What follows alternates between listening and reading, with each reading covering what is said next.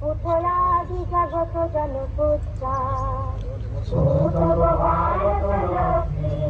পুথলাদিজাগত জনপোচ্চার দুঃখদৈন্য ভাবনাথি অরধূমিত ভারত ভক্তা ভারত ভারত প্রসত্তা পরসত্তা কুল কামল কনক ধন ধান্যে।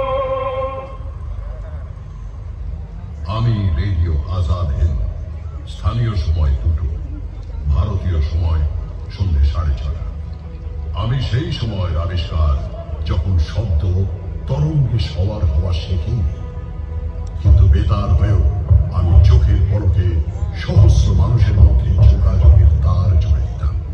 প্রত্যেকটি সমাজ, প্রত্যেকটি দেশ, প্রত্যেক সভ্যতারই একটি দিশার প্রয়োজন হয়, এবং সেই সভ্যতা যদি পরাধীনতার শৃঙ্খল মুক্ত হওয়ার সংগ্রামের প্রতি হয় এবং সেই সময় নিজেদের কথা পৌঁছে দেবার কোনো সহজলভ্য মাধ্যমকে পাশে পাওয়া যায়, মানুষকে জোটবদ্ধ করার উপায় পাওয়া যায়, তাহলে সংগ্রামে গতি আসে।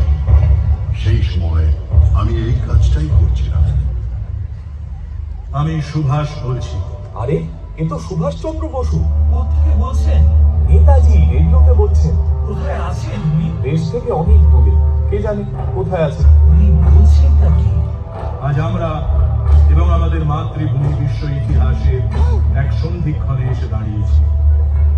আজ আমি সমস্ত স্বাধীনতাকামী ভারতবাসীকে আহ্বান জানাচ্ছি, ব্রিটিশ শাসনের বিরুদ্ধে সর্বশক্তি দিয়ে ততক্ষণ অবধি আপনারা লড়াই করুন যতক্ষণ না আমাদের মাতৃভূমি স্বাধীন হয়।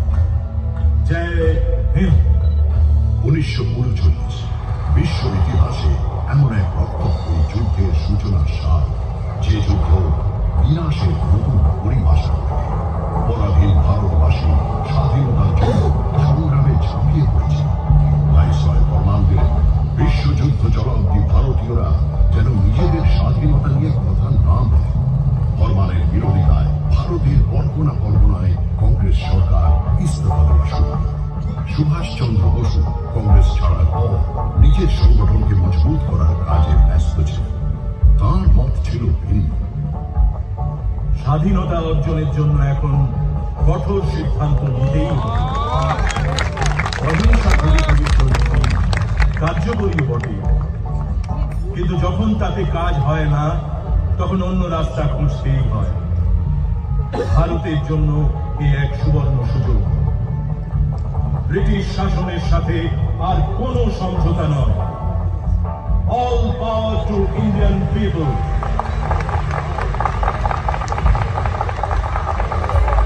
সুভাষচন্দ্র বসুকে গ্রেপ্তার করে আবার জেলে বন্দী করা। সুভাষের পক্ষে লড়াই করা ক্রমশ কঠিন হয়ে উঠছিল। ব্রিটিশ সরকার কখনো তাকে জেলে পাঠাতো, কখনো বিদেশে নির্বাসিত করত, কখনো বা নজরবন্দি করে রাখত। মাতৃভূমির মুক্তিই ছিল সুভাষের একমাত্র লক্ষ্য। তিনি জেলে বসেই পরিকল্পনা করতে লাগলেন কিভাবে দেশের বাইরে গিয়ে দেশের স্বাধীনতা আন্দোলনে গতি আনা যায়। এটাই সঠিক সময়। রাষ্ট্রের লড়াই আমায় এইবার আন্তর্জাতিক রাজনীতির ক্ষেত্রে প্রবেশ করে লড়তে হবে। যেভাবেই হোক আমায় জেল থেকে বেরোতেই হবে। হ্যাঁ, আমি আমরণ অনশন করব। জেলের বাইরে আসতে অহিংসার এই অস্ত্রটি খুবই কাজে লাগে। তিনি মুক্তি পেলেন বটে, কিন্তু বাড়িতে নজরবন্দি হতে হলো তাঁকে। ইউরোপে বিপুল সংখ্যায় যুদ্ধবন্দীরা শরণার্থী হয়ে রয়েছে। কোনোভাবে তাদের একত্রিত করতে পারলে ব্রিটিশ সরকারের বিরুদ্ধে এক বিপুল শক্তি নিয়ে ঝাঁপ দেওয়া যেতে পারে। 1941-এর 17ই জানুয়ারির মধ্যরাতে ভাইপো শিশিরের সহায়তায় গলাবন্ধ শেরওয়ানি, ঢোলা পায়জামা আর অস্ত্রখানি টুপি পরে হিত মোহাম্মদ জিয়াউদ্দিন রবি সুভাষ ভারতের সীমার বাইরে চলে গেলেন। আকবর শাহ নামে এক ব্যক্তি কাবুল অব্দি পৌঁছতে সাহায্য করলেন। তারপরে দীর্ঘ যাত্রা পর অদম্য উদ্যমে তিনি একাই পাড়ি দিলেন। সুভাষ নানান ছদ্মবেশে সবার চোখে ধুলো দিয়ে কোন রকমের বার্লিনকে পৌঁছে গেলেন। যে মাটিতে সুভাষ জন্ম নিয়েছিলেন সেই মাটির মুক্তির জন্য তাকে দেশের মাটি থেকে দূরে চলে মাঝে তোমার পরে 1897 সালের 23শে জানুয়ারি, যে বছর মহারানী ভিক্টোরিয়ার রাজত্বে সুবর্ণ জয়ন্তী পালিত হচ্ছিল, সেই বছরেই তৎকালীন ভারতের বেঙ্গল প্রেসিডেন্সির কটকচারে জন্ম নেন সুভাষ। কালক্রমে যিনি হবেন এই ভিক্টোরিয়ার শাসনের বিরুদ্ধে লড়াইয়ে ভারতের মাথা ছোটবেলা থেকেই জিজ্ঞাসু মনে নানান প্রশ্ন ভেঙে চলত। বয়স যখন 15, স্বামী বিবেকানন্দের মতাদর্শের সঙ্গে তার পরিচয় হয়। সেই মতাদর্শ তার ব্যক্তিত্বে গভীর প্রভাব দেয়। মাতৃভূমি আরাধ্যা, প্রত্যেক ভারতবাসী আমার সকাল আর জনশক্তির জাগরণে মুক্তির একমাত্র।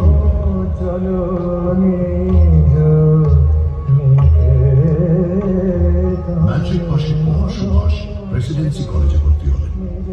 কলেজের উন্মুক্ত ভাবনা চিন্তার আবহাওয়া, বাল গঙ্গাধর তিলক এবং ঋষি অরবিন্দ ঘোষের চিন্তাধারা এবং দর্শন তাকে গভীরভাবে প্রভাবিত করে। মনে ভিড় করা প্রশ্নের উত্তর খুঁজতে এবং মূলমত গুরুর দেখা পেতে একদিন কাউকে না জানিয়ে বাড়ি ছাড়েন যুবক সুভাষ। ভারতের নানা তীর্থে, আশ্রমে সাধু সন্ন্যাসীদের মধ্যে ঘুরতে লাগেন। বিচলিত মন শান্ত হলে বাড়ি ফিরে এলেন। গুরুর খোঁজ না পেলে মন সংশয়মুক্ত হয়েছে। মাতৃভূমির মুক্তির চিন্তা তাঁর মনকে আলোড়িত করতে শুরু করে। ঠিক এই সময় পিতা জানকীনা তাকে আইসিএস পরীক্ষায় অংশ নিতে কেমব্রিজ যাওয়ার আদেশ দেন। মন সায় না দিলেও পিতার আদেশ অমান্য অসম্ভব, তাই ইংল্যান্ডগামী জাহাজে চড়ে বসেন সুভাষ। জাহাজ এগিয়ে চলে।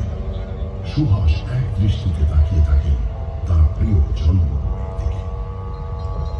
কেমব্রিজে শিক্ষাবর্ষের মধ্যখানে পৌঁছলেও যোগ দিতে অসুবিধা হল না। মেধাবী এবং পরিশ্রমী সুভাষ পরীক্ষায় 4র্থ স্থান অধিকার করলেন, কিন্তু মন তখন হাজারো দ্বন্দ্বে দোদুল্যমান। বাবার আদেশ পালন করব না মনের কথা? মাতৃভূমি আমায় ডাকছে, আমায় যেতেই হবে। সবাই আমাকে পাগল বলবে, বলুক, যে যা বলে আমায় বলুক। জন্মভূমির মুক্তির জন্য সমস্ত কষ্ট আমি মাথা পেতে নেব। আইসিএস এর ইস্তফা দিয়ে ফিরে এসে গান্ধীজির সাথে সাক্ষাৎ করেন। গান্ধীজির পরামর্শ মতো দেখা করলেন দেশবন্ধু চিত্তরঞ্জন দাসের সঙ্গে। প্রথম সাক্ষাতেই সুভাষ বুঝতে পারলেন এতদিনে তার কাঙ্ক্ষিত গুরুর দেখা পেয়েছেন তিনি। সুভাষ চিত্তরঞ্জন দাসের শিষ্য হয়ে স্বাধীনতার আন্দোলনে ঝাঁপিয়ে পড়লেন।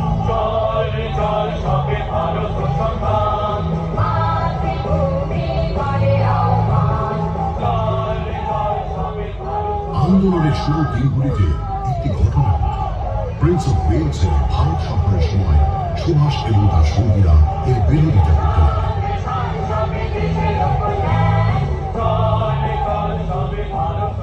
অনেককে গ্রেপ্তার করা হচ্ছিল। এমন সময় দেশবন্ধুর পত্নী বাসন্তী দেবী গ্রেপ্তার হলেন। এই খবর পেয়ে তিনি ভারাক্রান্ত হয়ে দেশবন্ধুর কাছে গেলেন। বাসন্তী দেবীর গ্রেপ্তারে তার মন খারাপের কারণ ছিল না। তার মন খারাপের কারণ ছিল যে তিনি নিজে কেন গ্রেপ্তার হলেন।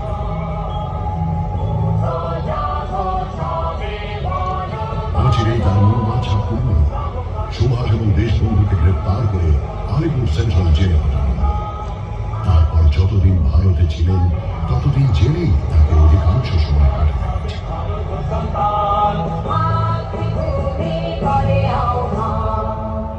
নতুন পথের দিশারীরা চিরদিন স্রোতের বিপরীতে বেগবতী তরঙ্গের সাথে টক্কর দেন।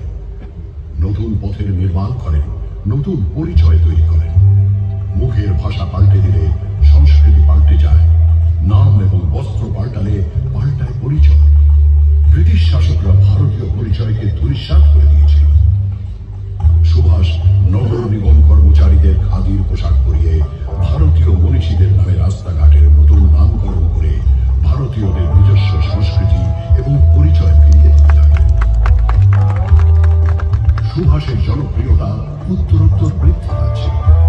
তাই সুভাষ সরকারের চক্ষুশূল হয়ে উঠলেন এবং বৈপ্লবিক ষড়যন্ত্রের মিথ্যে অভিযোগে তাকে গ্রেপ্তার করে বারবার মান্দালয়ে জেলে পাঠিয়ে দেওয়া হল।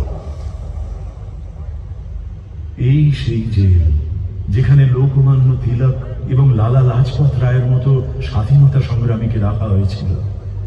মান্দালয় জেল নয়, এই যে আমার তীর্থ, আমি আজ তীর্থে এসেছি। মান্দালয় জেল নয়, যাতনার গৃহ ছিল। কাঠের তৈরি খাঁচা ছিল। ঝড় বাদলের দিনে বৃষ্টির জল ভেতরে প্রবেশ করত। বসার দাঁড়ানোর জায়গাও ছিল। ভগ্ন স্বাস্থ্য এবং নিউমোনিয়ার ঝাপটা সামলে 3 বছর পর সুভাষ এক বলিষ্ঠ নেতা রূপে জেলের বাইরে এলেন।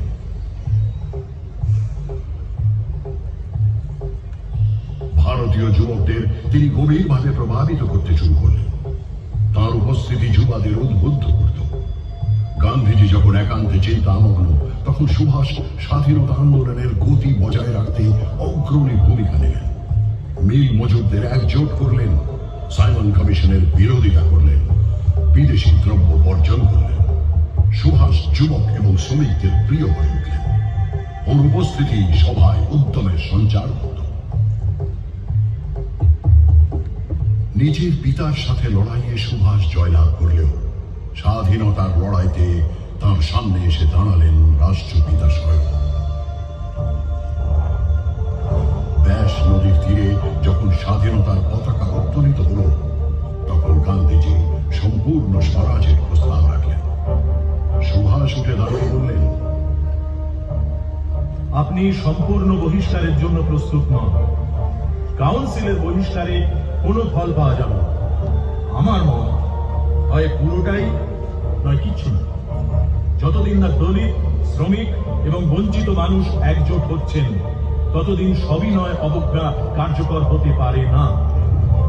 গান্ধীজি সবিনয় অবজ্ঞার কর্মসূচি মেনে নেওয়া, কিন্তু মতবিরোধ তৈরি হয়ে গেল। সুভাষ আবার গ্রেপ্তার হলেন। 1 বছর পর ছাড়া পেলেও আবার জেলে পাঠানো হল।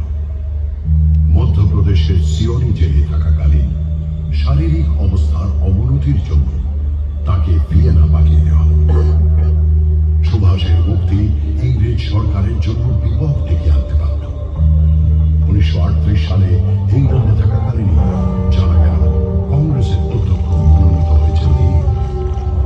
নতুন স্বপ্ন এবং উদ্যম নিয়ে গুজরাটের হরিপুরা কংগ্রেস অধিবেশনে পৌঁছে তিনি ঘোষণা করলেন, বন্ধুগণ, পৃথিবীর বুকে এমন কোন শক্তি নেই যা আজ ভারতকে স্বাধীন হওয়া থেকে আটকায়, এবং আগামী দিনে আমরা তা প্রমাণ করে ছাড়ব।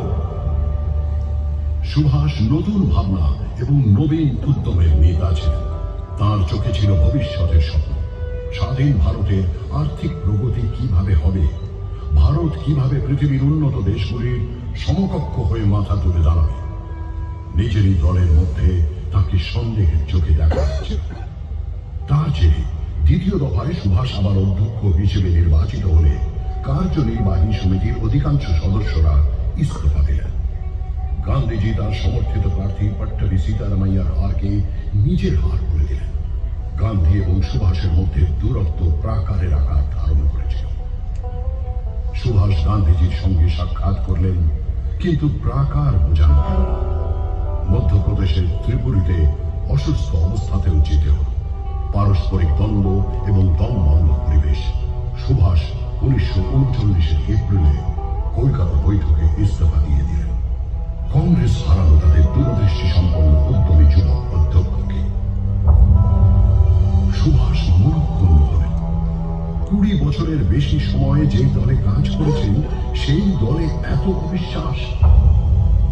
সেই সময় গুরুদেব রবীন্দ্রনাথ ঠাকুরের মধুর বচন তার সন্তান দূর করে দিল।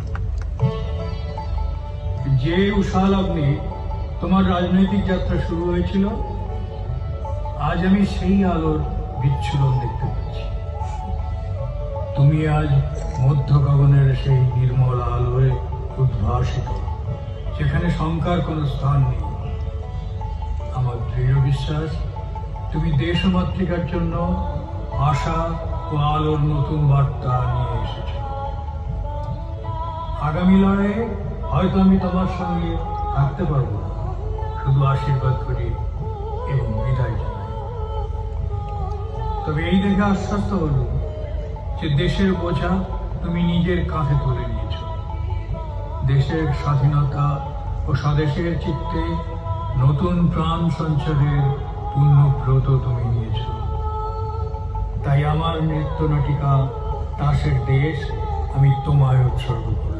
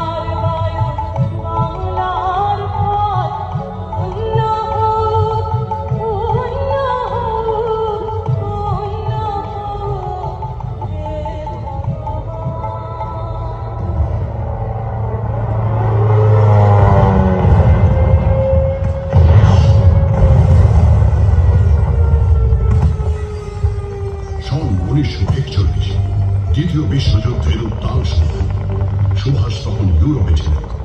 সেখানে উপস্থিত ভারতীয় যুদ্ধবন্দীদের নিয়ে ইন্ডিয়ান ন্যাশনাল আর্মি স্থাপনা করলেন। রেডিওর মতো আধুনিক সঞ্চার মাধ্যমকে সংগ্রামের মাধ্যম হিসেবে ব্যবহার করলেন এবং আজাদ হিন্দ রেডিওর সূচনা। বন্ধুগণ, ভারতের মুক্তির সময় আসন্ন। ভারত উঠে দাঁড়াবে এবং পরাধীনতার এই শৃঙ্খলকে বিচূর্ণ করে দেবে, যা কয়েক যুগ ধরে ভারতকে বেঁধে রেখেছে। ভারতের স্বাধীনতা সংগ্রামে বিশ্বের অন্যান্য দেশ আজ সাহায্যের হাত বাড়িয়ে দিয়েছে। সিঙ্গাপুর জাপানের দখলে ছিল। নেতাজি যুদ্ধ চলাকালীন মাসাধিক দীর্ঘ যাত্রা করে সমুদ্র পথে ডুবোজাহাজে জাপান পৌঁছলেন। প্রথম সাক্ষাতে জাপানের প্রধানমন্ত্রী তোজো নিঃশর্ত সাহায্যের হাত বাড়িয়ে দিলেন।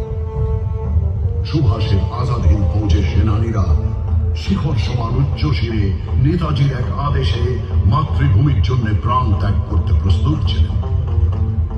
হাতিয়ারের শক্তিতে এবং রক্তের বিনিময়ে তোমাদের দেশের জন্য স্বাধীনতা অর্জন করতে হবে। স্বাধীন ভারতে তোমাদেরই গড়তে হবে স্থায়ী সৈন্যবাহিনী, যারা এমন মজবুত সুরক্ষা বলয়ে ভারতকে ঘিরে রাখবে, যাতে আর কোনোদিন ভারতের পায়ে কেউ পরাধীনতার বেড়ি না পরাতে পারে। আমার বীর সৈনিকেরা, তোমাদের একমাত্র মন্ত্র হওয়া উচিত, দিল্লি চলো। আজাদ হিন্দ ফৌজ তখন অসম্পূর্ণ। দেশের জনসংখ্যার অর্ধেকের অংশগ্রহণ ছাড়া সংগ্রাম অসম্ভব ছিল। সুভাষ রানী ঝাঁসি রেজিমেন্ট গঠন করলেন। এটি আজাদ হিন্দ ফৌজের বীরাঙ্গনাদের বাহিনী ছিল।